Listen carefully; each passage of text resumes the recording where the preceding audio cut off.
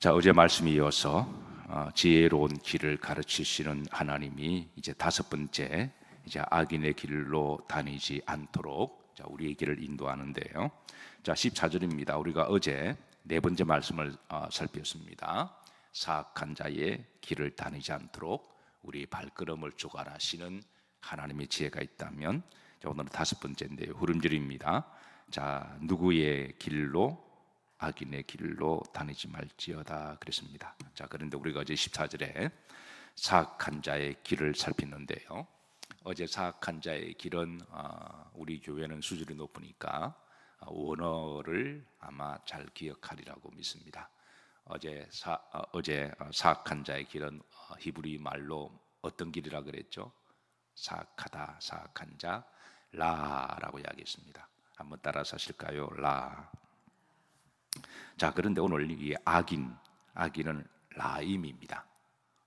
비슷하지 않나요? 어원이 같은 말입니다.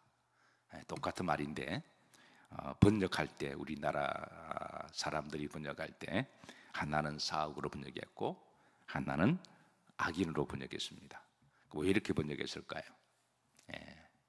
똑같은 말을 반복하는 게 조금 재미가 없으니까 그렇게 했을까요? 자, 그 영어 번역 때문에 그러는데요. 그런데 이제 이게 번역에 약간의 좀 오류입니다. 사악과 악인은 분명 다른 말이죠. 원어는 같은데, 근데 왜 성경은 같은 말을 쓸까? 원뜻은 사악도 괜찮고 악인도 괜찮습니다. 서로 바꾸서도 관계없어요. 근데 한자는 또 다른 뜻입니다. 근데 뭐가 다르냐면 앞에 사악은 단수입니다. 뒤에 악인은 복수입니다. 그러니까 단수가 다르고 복수가 다른 거예요. 그래서 원래 제대로 번역하려면 앞에 사악을 사악이라 번역해도 되고 악인이라 번역해도 됩니다. 근데 후름절에 번역하려면 악인으로 번역하려면 악한 자들, 복수라고 번역해야 되고 사악으로 번역하면 사악한 자들이라고 번역해야 됩니다. 그래서 이 단수와 복수의 개념, 여기에 또 하나님 주시고자 하는 메시지가 있는데요. 그러니까 이제 앞에 사악한 자의 길에 들어가지 말라 그러면 개인적으로 그러지 말라는 거예요. 개인적으로 그러지 말고, 그리고 누가 개인적으로 함께 다니자 그래도 개인적으로 그런 사람과 절친을 맺지 말라는 겁니다. 개인적으로 그런 사람들과 절친하거나 그런 사람과 친하게 지내지 마라. 그게 바로 지혜로운 길임을 가르쳐 주시고, 자, 후름절의 이 악인, 이거는 복수죠. 악인들은 뭉치는 성질이 있습니다. 하이에나가 뭉치듯이.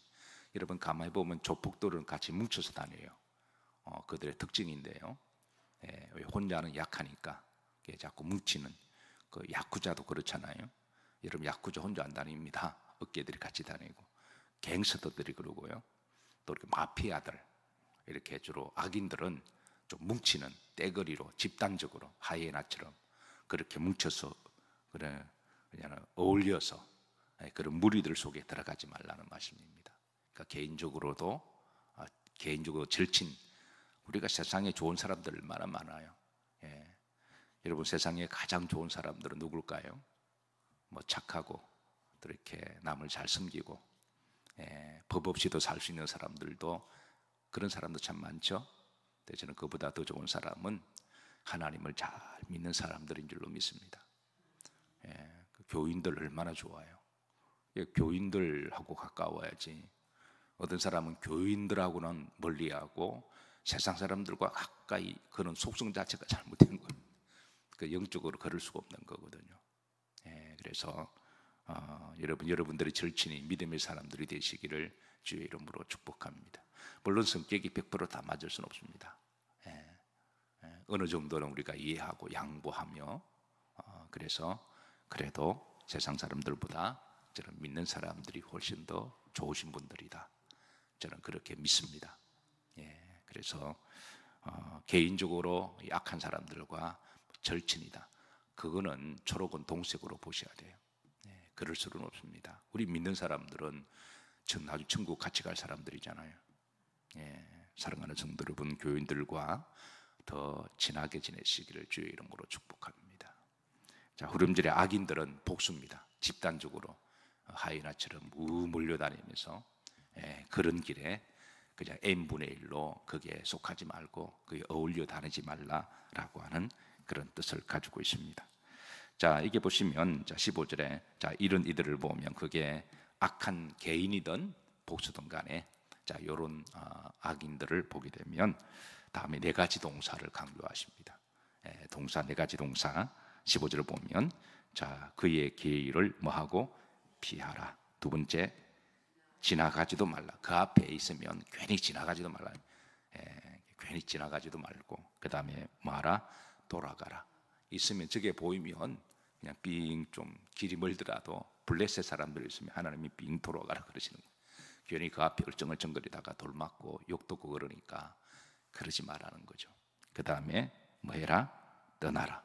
네 가지 동사를 우리에게, 동사는 항상 액션을 동반하는 단어잖아요. 명사는 머물러 있지만 동사는 항상 행동을, 형용사는 뭐를 꾸며주고 옷을 입힌다면 명사는 이제 목적을 이야기하고 동사는 항상 행동을 포함하잖아요. 그러니까 성도들의 행동이 이런 악인들을 보면 첫 번째 뭐 해라? 피해라. 우리 속담에 여러분 똥이 뭐에서 피하냐? 무수어서 피하냐? 뭐에서 피한다고요? 괜히 악인들과 이기려고 그러지 마시고 그냥 피하는 게 상책입니다. 두 번째가 뭐해라? 지나가지 말라. 세 번째 뭐해라? 돌아가라. 네 번째 뭐해라? 떠나라. 이렇게 말씀하는 이유가 있습니다. 하나님이 아예 그런 이들과는 그냥 교제도 하지 말고 말도 섞지 말라는 거예요. 눈길도 주지 말고. 좀 냉정해 보이시나요? 우리가 마귀한테 냉정해야지. 그러면 마귀한테 뭐 친분하게 지내야 돼요. 그러니까 여러분 우리가 영적으로 그런 냉정할 때는 우리가 좀 냉정할 필요가 있습니다. 자, 왜 그렇게 하시느냐? 그 다음에 16절에 보시면 그 악인들의 습성을 하나님이 알고 계시고 그랬습니다. 악인들의 속성, 그들의 속성, 습성, 습관, 기질, 자, 이런 기질들을 심지어 보시면 자, 합독합니다. 그들은 뭘 행하지 못하면 뭐하지 못하며 자지 못하며 사람을 넘어뜨리지 못하면 뭐하지 아니하며, 그러니까 이건 악인들의 습성을 이야기합니다. 그 본성이 그렇다라는 거예요. 겉으로는 때로는 이익을 위해서 광명한천사처럼 간도 빼주고 설교도 빼주고 처음에 잘해주지만 그 본성이 그러니까 그건 언젠가는 드러나거든요. 그러니까 하나님은 그 본성을 알고 계시는 거예요. 그러니까 너 가까이 하면 불나방처럼 불에 데인다. 그러니까 아예 가까이도 하지 마라. 그렇게 일러주시는 거죠. 자, 두 번째입니다. 16절에 보시면 여기도 이제 본성입니다. 합독합니다. 그들은 악을 행하지 못하며 자지 못하며 사람을 뭐하지 못하며 넘어뜨리지 못하며 어떻게 하든 태클을 걸어서 어떻게 하든 시험 들게 해서 어떻게 하든 넘어뜨리게 한다는 것이죠. 세 번째 17절입니다. 뭐를 먹으며 불의의 떡을 먹으며 강포의 뭐를 마십니다. 그냥 밥 먹듯이 술 마시듯이 그렇게 하는 게 악인들의 본성이니까 하나님은 미리 말씀하셨습니다. 그런데도 이게 얼쩡거려서 이런 일들로 말미암아 피눈물 흘리게 되고 하나님께 와서 하나님 살아계심 이럴 수가 있습니까? 그런 말 하지 말라는 거예요. 하나님은 미리 말씀하셨습니다. 그래서 우리가 만남의 복이라고 하는 것은 악인들 안 만나는 게 복이죠. 그리고 의인들 만나는 게 복입니다.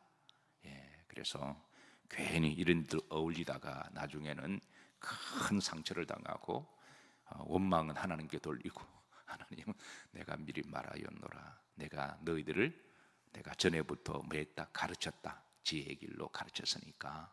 그래서 앞으로 잘 분별하고 하나님은 의인들이 괜히 이런 사람들과 어울려서 마음 아파하고 힘들어하고 시간 낭비하고 피눈물 흘리기를 원치 아니하시는 거죠. 그래서 우리 부모들은 어릴 때 자녀들에게 늘 하는 말이 얘야 친구 잘 사귀라 그러잖아요.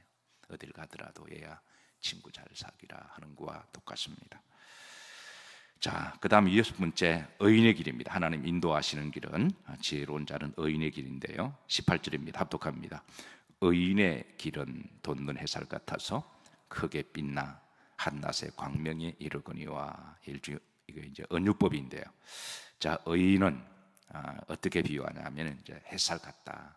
돋는 햇살, 떠오르는 햇살. 아침에 태양을 보면 이렇게 태양이 쭉 떠 선라이징 하잖아요.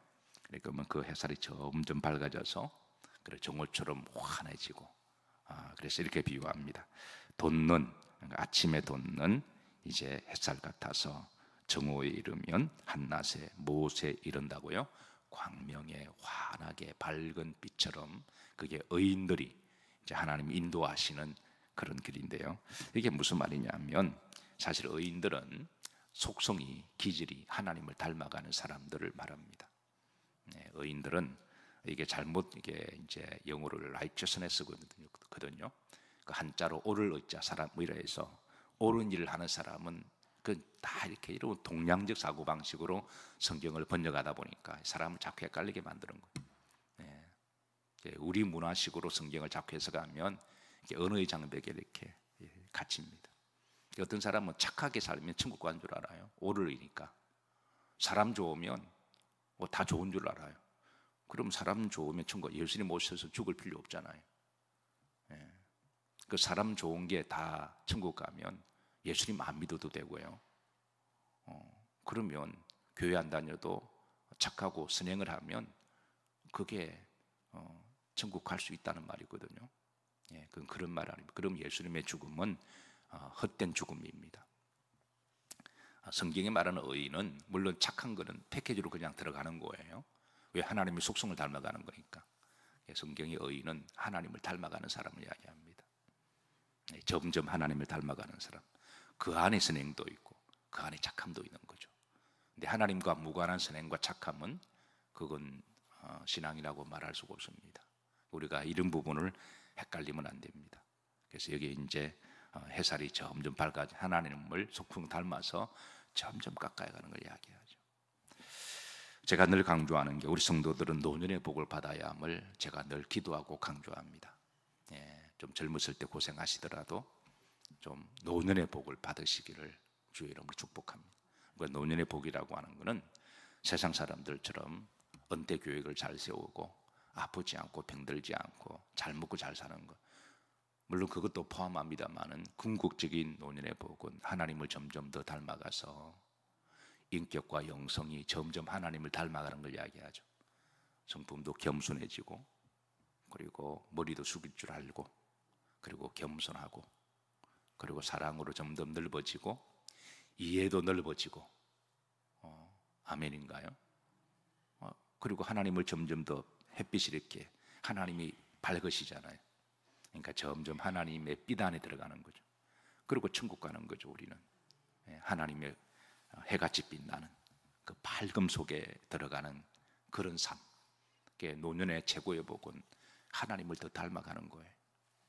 어떤 사람 요거는 싹 빼고 노년의 복이라 그러니까 뭐 은퇴 잘 들어놓고, 그리고 잘 먹고 집 하나 있고, 그래서 지옥 가면 그 무슨 의미가 있나요? 성경이 말하는 노년의 복은 그런 복을 말하는 게 아니라 점점 하나님을 닮아가는 복을 이야기합니다.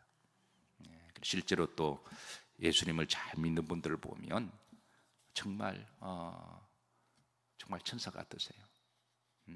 인격도 있으시고 덕도 있으시고, 우리가 60이 되면 이순이라 그러잖아요. 공자가 60이면 이순이다.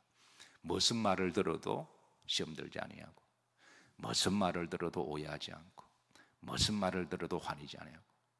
60이 넘어서 말 한마디에 픽픽 삐지고 얼굴 색깔 달라지면 그는 공자가 볼 때 인생 인격을 다시 한번 생각해 보라는 거예요.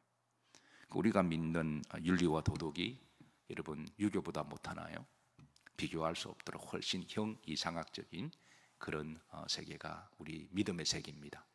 아멘인가요? 나이가 들어갈수록 또 주님을 닮아가야 되는 거죠. 주님의 성품을 닮아서 온유하고, 또 무슨 말을 들어도 넉넉하게 받아들이고, 뭐 말 잘못했는가 그렇게 지나가면 될 문제 가지고 그 왜 그랬어 따지고 들어오면 이거 참 서로 피곤하거든요. 그럴 수도 있겠다 생각하고, 그러시구나, 마음이 아프시구나, 저분은 그렇게 생각하면 되죠. 저 사람 오늘 안 좋은 일이 있으셨구나, 내 문제가 아니라 저 사람이 좀 안 좋은 일이 있었으니까 순간적으로 좀 그랬겠다. 우리가 이해하려고 그러면 이해가 하나가 되면 사랑이가 되고, 그죠? 또 기도가 되고, 측은한 마음도 생기잖아요. 그래서 우리가 나이가 들어갈수록 성도들은 노년의 복을 위해서 기도하셔야 돼요. 실제로 주 안에 믿음 생활 잘하시는 분들은 정말 천사 같으세요. 제가 이렇게 가만히 보면 우리 교회 군사님들 훌륭하신 분들을 보면 저분은 참 천사 같으시다. 참 훌륭하시다. 말은 하지 않지만 마음속으로는 늘 존경하는 마음을 가지고 있습니다. 이게 의인의 길입니다. 이게 의인의 길입니다. 우리가 이런 복을 받고 기도하셔야 돼요. 자, 그런데 또 반대로 악인의 길 19절입니다. 악인의 길은 뭐 같아서? 어두움. 그러니까 점점 악인들은 어두워진다는 거예요. 나이가 들수록 우리가 나이가 들수록 참 써서는 안 되는 말이 있는데 우리가 이 노욕이라는 말을 쓰잖아요. 이런 말도 여러분 용서하시고 들으세요. 어떤 사람은 마귀 닮음 같으시다.